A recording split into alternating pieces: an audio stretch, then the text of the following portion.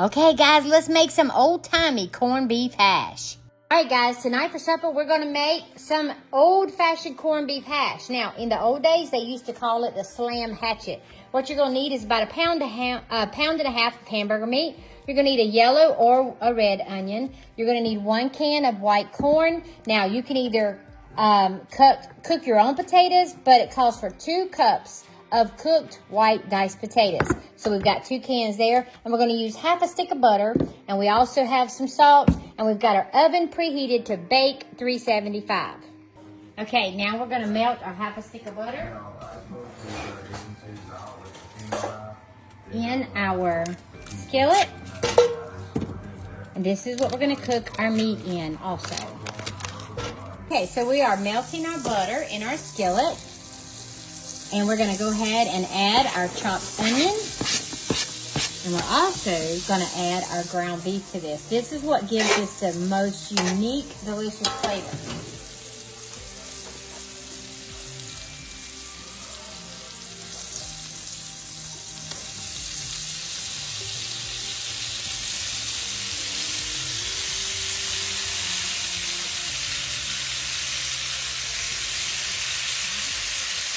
Oh, it smells so good. Now we have our oven preheated to bake 375.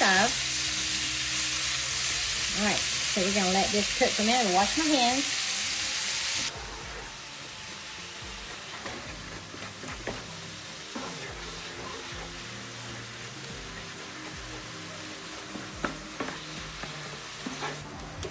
Our hamburger meat is almost through.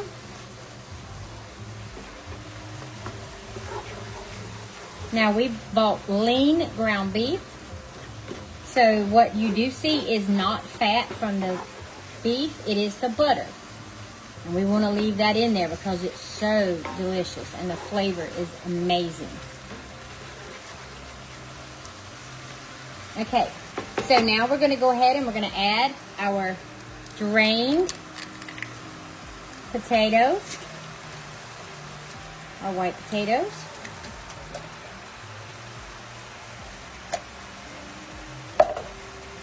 We've got 2 jars of those. We'll stir this up.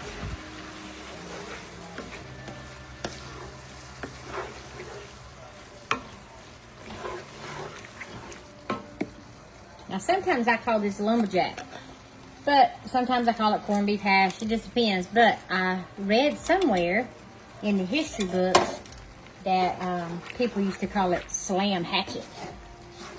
It's funny how different foods get different names. Okay, now that we've got our corn and our potatoes mixed in, now we're going to take our salt and we're going to salt it very well. I'm going to go ahead and add pepper too. I love black pepper. Y'all know Nana loves her pepper.